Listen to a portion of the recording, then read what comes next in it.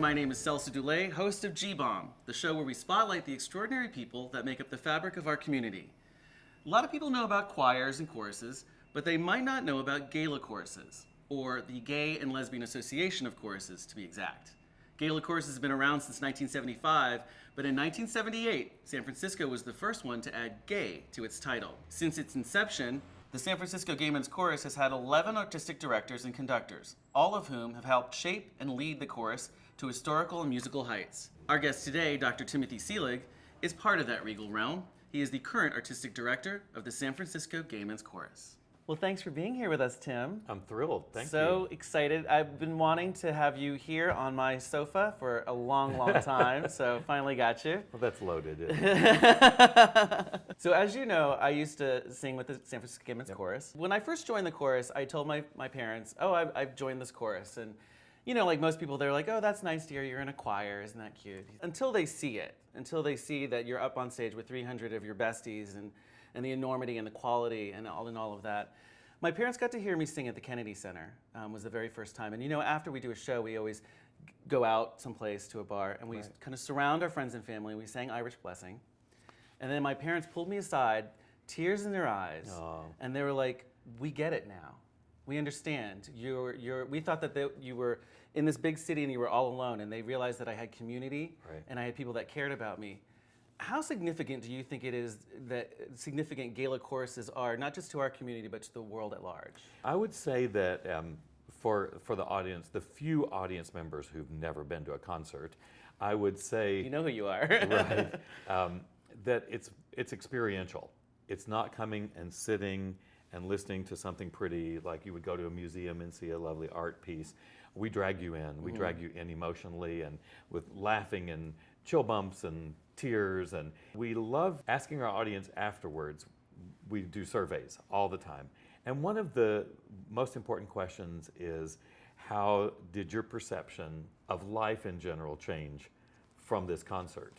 Because at some point you're touched. Because I was going to ask you, a lot of people, if they haven't been to those two people that are out there who've never seen the chorus, they have this impression that choral music is this staid, uptight, boring kind of thing. Correct. What are you doing to keep it fresh and keep people coming back and have them coming back for more? Thanks for asking. Good question. Because I grew up in academia and in church world where, yes, a choir concert, you would only go if someone dragged you there, kicking and screaming. Yes. And our goal is to make every concert an experience. It's a theatrical experience. It's light, sound, dancing, all of that thing that brings a lot of art forms together. And that's sort of what happens. It's quite shocking. People who've seen it for the first time are amazed, not just at the showmanship that this chorus brings because of the incredibly talented people we have working with us, but also because they're thematic and they take you on a journey. Every single concert takes you on a journey and gets you on a really great high and then throws you down. Awesome. It is like going to see a Broadway play sometimes. It is. Because it's this whole theatrical It's planned experience. that way. Yeah. There are two halves of about 45 minutes each, and we spend a lot of time of how do we want to leave the audience at half to make sure they come back, and then where do we want to leave them at the end. So yeah, it's planned that way. A lot of times we say that planning a program is like having sex. Oh, really? Oh, please explain. Okay, well, shall I? Well, you get to decide how much foreplay there is before the big climax. And then you can decide at that point if you want the audience to go home or stay and have a cigarette before intermission. Linger in and the you do that afterglow. Twice, which is hard for some people. I'm going to enjoy the concerts a lot so more did now, not I say think. that. As an artistic director and a conductor, a lot of people don't realize that you are also a performer. How does a little boy from Texas make it all the way to an opera singer in Switzerland? Wow, that's a journey, isn't it? Well, it was a circuitous journey, to say the least. But as a child, I was precocious. My mother was a voice teacher, so I heard it a lot. So I went off to school and studied music, became a music major. But I just got sort of laser focused. I'm a little bit that way. And once I said I'm going to be an opera singer, nothing was going to stop me. And so through multiple degrees and singing here in the United States, I moved to Europe twice and got a degree in Austria and then moved back and sang opera in Switzerland. the little boy from Texas. So exotic. A little bit. And fantastic. Do you miss being a performer? So I did. When I gave up performing and came home and was teaching in the university, and then all of a sudden found out there were gays, and that I was one of them. In the opera, go figure. Shock. No kidding. So I was singing a lot, and then I started conducting, and conducting started to take over my life, and singing diminished. And I did miss it to begin with, but now I get to teach hundreds of people how to sing. Yeah. Tell us a little bit about growing up in Texas, coming out, and finding Turtle Creek. I grew up in a family of professional Southern Baptists. My father was the vice president of Southern Baptist Seminary, and my mother taught voice at a Southern Baptist seminary. So I was expected to do the same thing, and as was my brother. And so I did that, and I was an opera singer, but then I came home and was working at a church, teaching at a Baptist university, and being a Baptist minister of music when I came out at 35. I loved, beautiful wife and 2 children, had the perfect picture, and it all just crumbled. It fell apart completely. Needless to say, I was at the First Baptist Church of Houston, Texas. It was a mega church when I came out. No joke, y'all. Yeah, no, it was not small. And so I found myself with nothing. The family was taken away, and I went bankrupt. I had nothing. And I heard that there was a gay choir. I had no idea there was such a thing as a gay choir. This is in 1986, by the way. So there was a little choir in Dallas, little choir, I say, about 40 singers, looking for a conductor, and I auditioned for that job. They had no money. They were dysfunctional. We were a perfect couple. It was a relationship made in heaven. I had no money. I was completely dysfunctional. And so we just bonded to each other. And I thought, I'm going to stay here a year or two because I'm not really a conductor. I know how to conduct. I studied it in school, but that's not really what I want to do. I want to sing opera. And so I stayed 20 years. Not 2 years, not 1 or 2, but 20. How did you even find out about it? If you, I mean, it's well, not like they're on the bulletin board goodness. at the grocery store. Now you're asking for the dirt.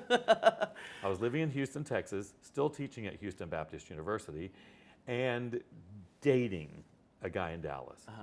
And he was actually in the sober community and took me to a convention, a roundup of AA folks. And there was a lovely dinner, and a little choir came out on the stage and sang, a men's choir. And I'm like, that's nice. This is strange. And they're like, yeah, they're gay. I'm like, oh my gosh. Then we were at the mocktail party afterwards. That's cute. And, I know.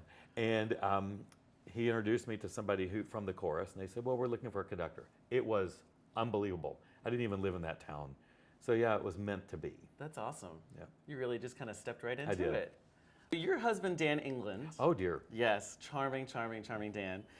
Said that the two of you like to joke around that you were in an arranged marriage and that you were outed as a couple on Channel 5 News.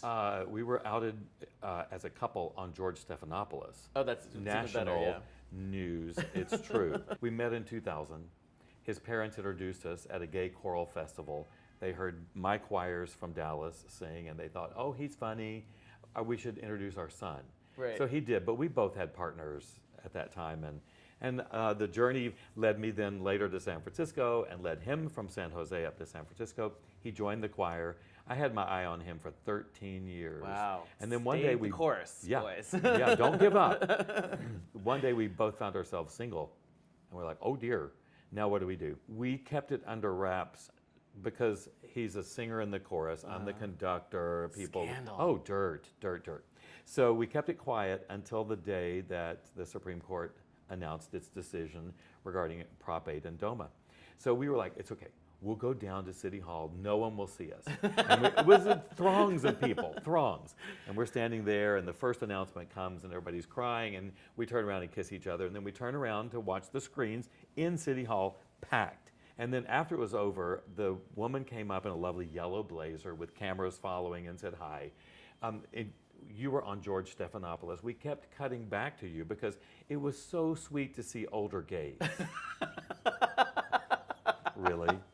God, I've got your older gay right here. So Dan is this just normal, happy guy every day. He's happy every day, and it's just awesome.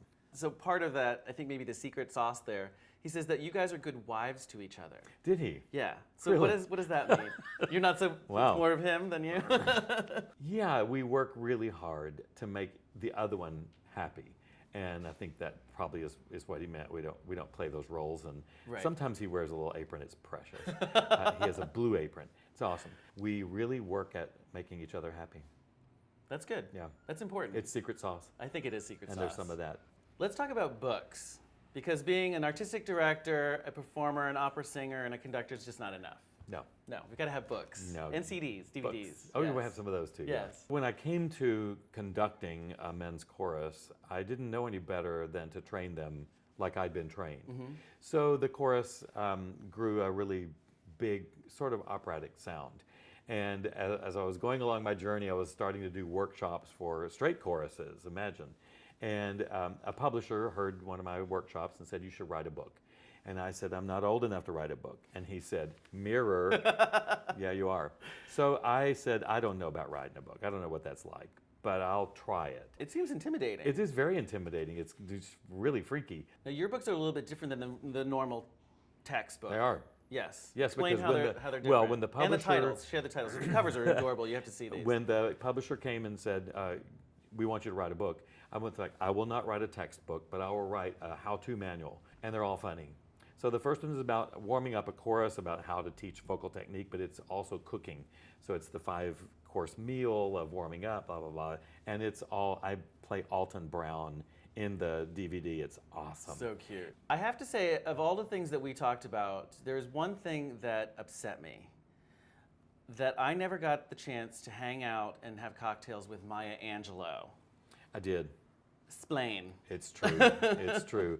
I was talking about this yesterday with someone about having the opportunity to be in her home and get a little inebriated with her at her table twice, at her breakfast table in Yeah. her kitchen.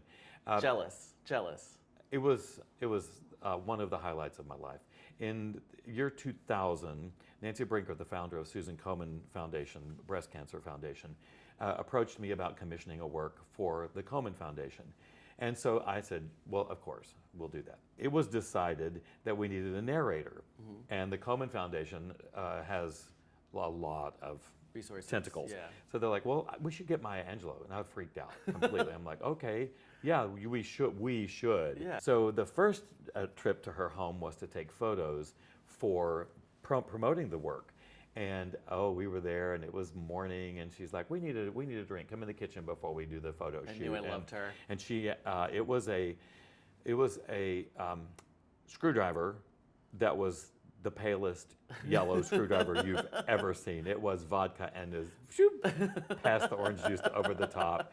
And we just had great fun. She said, why don't you spend the night? I have a whole dresser full of pajamas that people just randomly spend the night, and we'll find something that fits, and we didn't. It's one of the regrets of my life. I'm like, what were we thinking?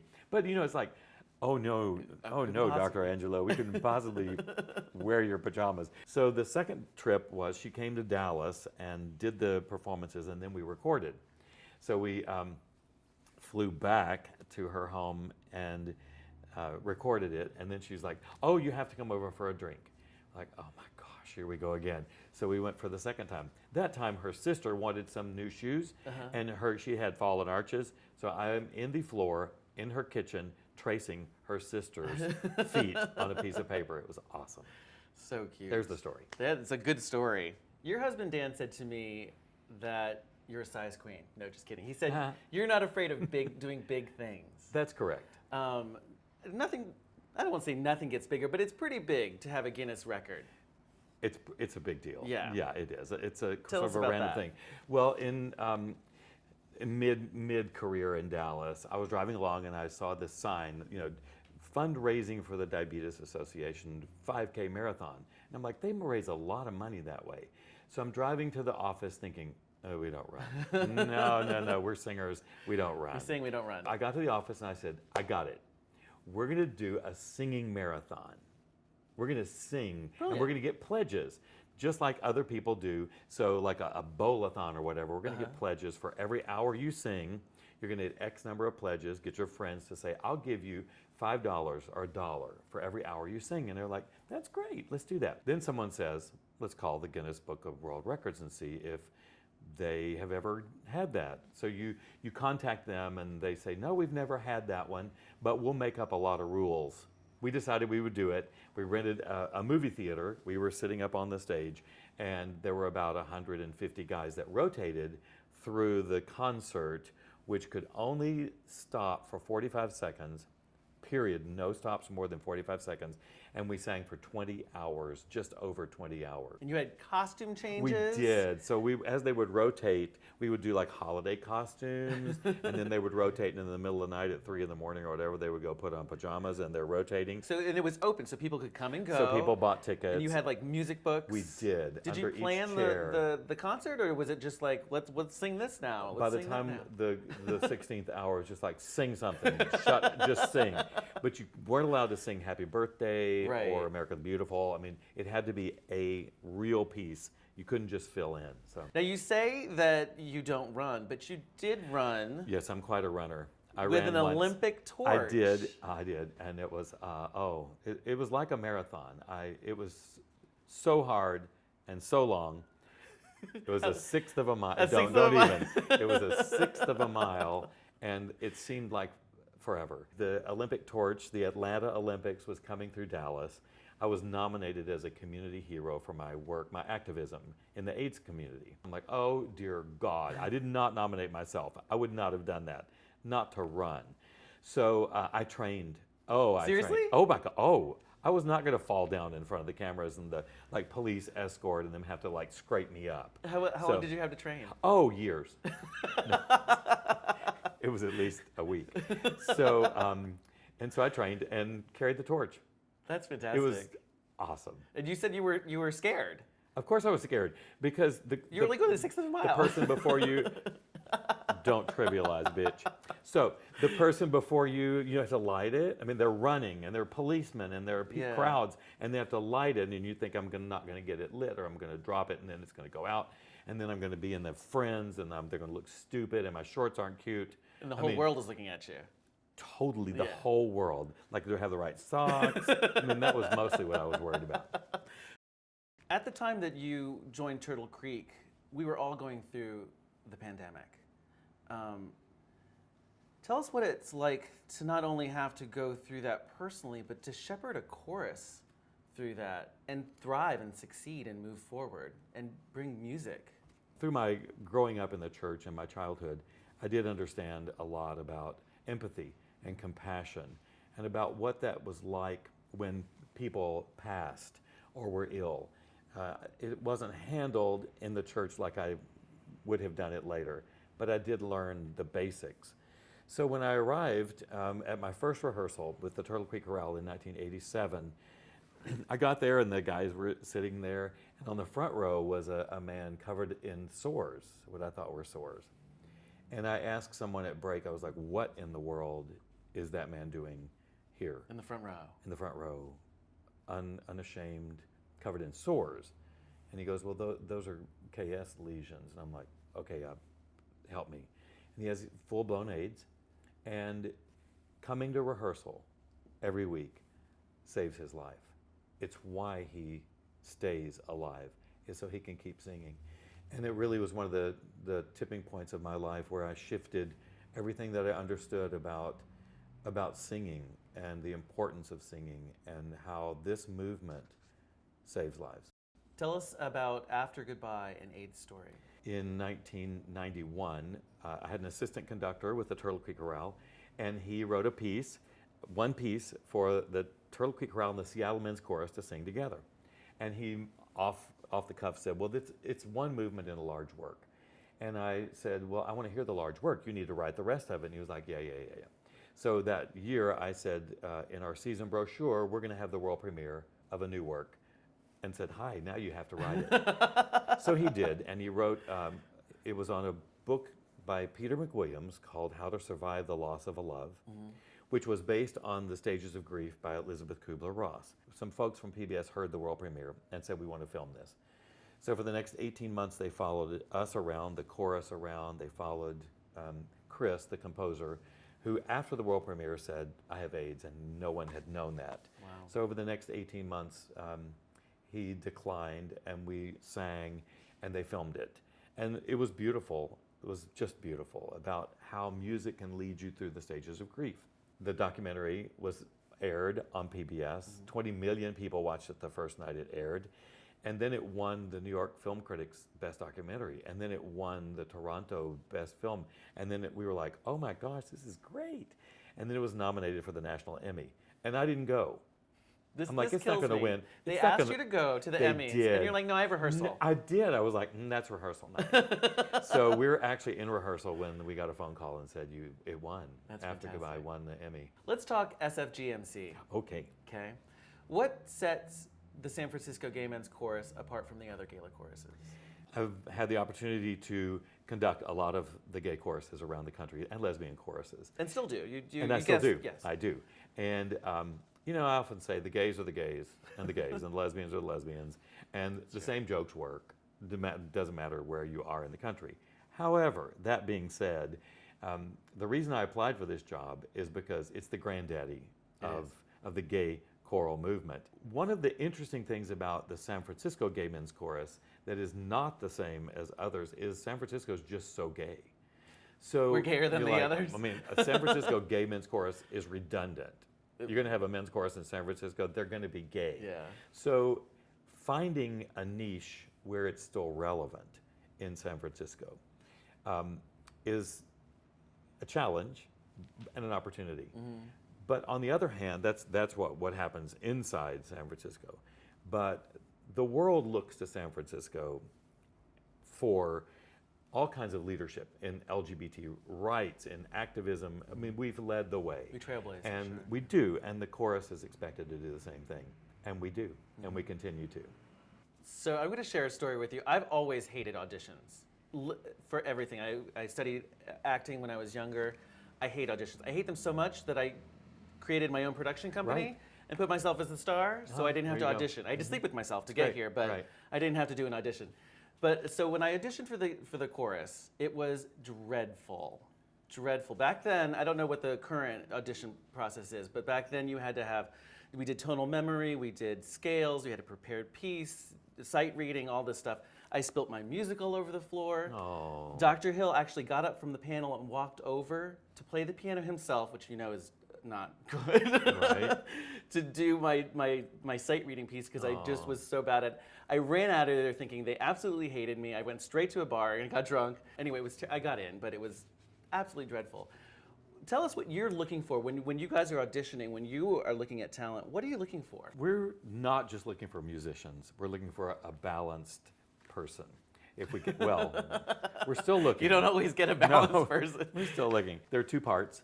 And one is that they actually don't know it's happening, but there are singers out in the foyer or the other room that are interviewing them and talking about their lives and and they don't They're really like secret know. shoppers. They totally are. And then they come in and there's a panel of maybe 14 or 16 people behind a table. It's intimidating. It is. But we're as nice as we can possibly be in that situation. And they are required to sing a song, a prepared song, not just a happy birthday or some other song they've made up. And if we feel like we should hear some more, then we do. Otherwise, we're done. And the two groups come together at the very end of the evening, and we discuss musical capability and ability. And then the others talk about, well, this is his story, because we don't have time in the panel to listen to that. And so they come in and say, well, this is his story. And we balance the two about their passion and desire to do this and their musical ability. And it all works out pretty well. And you ask them, at the end of their singing, you ask them a question, or two We questions. ask why SFGMC, why the Gay Men's Chorus, and why now? So why did you choose the Gay Men's Chorus, and why at this point in your life? Any interesting responses that yes. stand out? Oh, heavens, yes. We get, the ones that don't make it are the ones that I'm looking for a husband. Oh, seriously? Oh, people say that. Oh, certainly they say that. Yeah, I mean, it's an underlying desire for a lot of people, but To you say should that just at the say audition? it. Wow. Yeah, Grindr's not enough. We say thanks. Thanks, Thanks, goodbye. yeah. How do you handle your own nerves when you're having to rally together? It's like herding cats, 300 men, an orchestra, an audience. What do you do? What are your techniques or tools or tips what works for you to kind of center yourself? Well, there's really only one answer to nerves, and you do this really well as well, and that is preparation. I have worked with students, both teaching them voice, getting on the stage. My whole life has been about stage work and really preparation, unless you have a true fear of a performance anxiety. But other than that, if you're prepared and you know that regardless of what might happen or go wrong, you're good because you got a plan. It really helps those nerves. I like to, whether I'm speaking to an audience, singing, conducting, I like to look at the audience. That is the most calming thing for me to like. Really? Look, I'll sometimes People peek would out argue the that curtain. that's probably the most No. frightening. No, I want to know who they are. I want to know what they look like. I want to know if they're little grandmas or kids, or I want to know what they look like. And I want to watch their faces, which I do a lot before the show, just to look and see what they are. It's kind of an intuition of like, oh, this is a happy crowd, or if they're all sitting out there like, then I know I'm gonna have to work harder. Do you think your church background helped with this? Because I was on the stage all the time, right? From the age of 4, and my mom and dad and my brother were all obviously up front and doing this for a living. So I don't know any better, and we were always part of big churches and big stuff. So to me, that is not the intimidating part. I'd rather do that than a small group. Well, you have a really dynamic presence, and you also have this calming quality. It's very grounding kind of presence that you have too. Even though you're funny and witty, has there been a moment or a time when everything just went to shit? Like, oh my God, I can't believe this is happening, and you know. Well, interesting. You should ask. I've never had a big failure conducting. Never had like things just fall apart on the stage because I worked too hard at getting to that point. The preparation. But in my own life, since you spoke about auditioning, in my early career, obviously I auditioned and took some risks and moved far away. And when my babies were little, like 0 and 2. And I'd come home from Europe, I got a call to come back and audition. And I borrowed every penny that we could possibly get. And it was important. And I went back to Austria and drove up. I was on a train to Linz, Austria, between Salzburg and Vienna. Went to the opera house. It was going to be my big shot. Walked out on the stage. I seriously had no money. I had borrowed money to get there. And walked on the stage, sang, did a great audition. At the end, the managers from the dark of this house said, Seelig, that was beautiful. You have a beautiful voice. Thank you. Your acting is wonderful. Thank you. But we filled this position last week. Thank you for coming to Austria. I didn't come down the street. And I went up in the opera house to the restroom and cried. I fell on the floor and thought, you're the most selfish person ever. You've borrowed the last penny of your life. You've left your 2 children at home. Look at you. And my voice teacher in Salzburg said, get your ass up off that bathroom floor and I'll set up some other auditions. And 6 months later was hired as the lead baritone with the State Opera of Switzerland. Wow. Yeah, because I'd failed. But not because I'd failed, but because she made me get up. I didn't have the stuff to get up on my own, but thank goodness for her. What was her name? Or is Hanna her name? Ludwig. Wow. Do you speak? I do, of course. Oh my goodness. Well, I got a degree at the Mozarteum, which is the Conservatory of Music in Salzburg, Austria. I'm glad you bring that up. And it's only taught in German. Explain to people what that is, because I had to Google it. I mean, I don't think most Americans really have a comprehension of how heady and how kind of big that is. So early on in your education, in the public school education, you start to divide off into various forms of school. And one of them is a conservatory. It's a Hochschule for art, for music.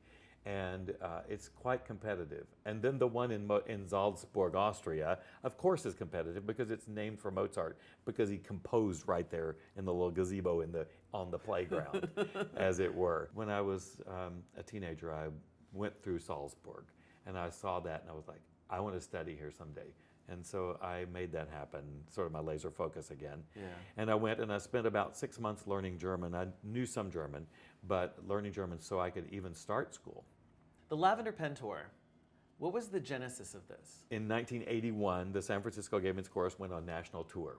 They were 3 years old, and they decided that they would start gay choruses all over the country, and they did. And it was an amazing historic tour. We're approaching our 40th season, and we wanted to do something historic. We decided we would go to China and be the first gay men's chorus to go to China. And the day after the election, our board chair wrote and said, why are we spending this much money and all of this energy to go to a foreign country when we are needed at home? Let's do a red state tour. Well, he should have never said red state tour because it took off. There were millions of media hits because chorus cancels Europe to go a red state tour. So we sat around knowing that we had the right formula, but not the right name. And then we thought about our history with Harvey Milk, having sung at the Candlelight Vigil, our first performance, and the lavender pen that Harvey Milk gave George Moscone. And what we really wanted to do was, and still want to do, is affect change with the legislatures. So we picked the two booger states with the worst laws, Mississippi and North Carolina, and decided we were going there, and then we're filling in between. So we're taking 300 people on buses. And I like to call it, we have lots of buses, I like to call it Priscilla meets Dixie. But no one else wants to call it that. I like that. I knew you would. Of course you do. I like that. Are you scared? So I'm from Texas. I've lived in the bowels of Texas. I know the people in the South, and they're crazy, but... And the current climate is crazy. The current climate is crazy, but it's interesting that when you look at where violence is happening right now, Portland. Yeah. But we are taking a large security contingency with us, and we will be hiring local authorities to help us. Can you tell us a little bit about the program? I can. So from the very first minute, people are like, what are you going to sing? What are you going to sing? We're singing some things that they will really relate to, like a beautiful arrangement of Amazing Grace. Nice. And we're also singing a Holly Near standard, which is, I ain't afraid of your churches. I ain't afraid of your Jesus. I'm afraid of what you do in the name of your God. Nice. And it packs a powerful punch. Yeah. And, you know, it's a message for today of what people are doing in the name of their God, whatever they call that, whether that's Manchester or Portland. Right. And we're not there to preach, which we've said often. We're there to uplift and to encourage and to give people thought process of, wow, look at that. We're not there to show them how it's done. We're just there to give our testimony of coming out and being courageous. Is there going to be a recording? There's going to be a documentary. Tell us about that. There's a recording. I just want the dirt. We're recording our 40th anniversary CD, as it were, or not CD, recording at Skywalker Ranch in July. Love that place. So we'll be taking that on tour, and then we're doing a full-fledged documentary of the tour that you will see somewhere in about a year, probably. We're going to look forward to that for sure. Your husband said that one of the qualities that he most admires about you is that you're kind, gentle, loving soul who is fearlessly determined to make life a better place. What do you have to say about that? Thank you, Dan. Early on in my life, when I at 35 came out, and that part of that life was so different than the second half of my life, I established, sort of out of a strange circumstance, a life mission.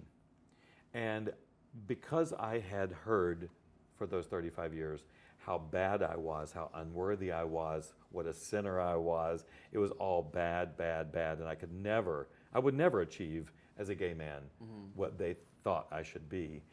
My goal was the rest of my life to have fun and to make sure that everybody I met knew that they were special and worthy and whole just the way they are. And that's been my life mission. And I'm willing to use whatever medium is given me, whether it's GBomb TV or the Gay Men's Chorus or a book tour. And I am so fortunate that I get to live out that mission statement. Well, I think that you're absolutely an inspiration to us all. Thank you. I really appreciate you taking the time to be with us here today. If you're interested in finding out more information about the SFGMC, you can go to sfgmc.org. And if you're interested in finding out about gala choruses, one near you, or maybe you want to form one yourself, you can go to galachoruses.org. I'm your host, Celso Dulay, encouraging everybody to add a little glitter to their lives. Thanks for watching, everyone.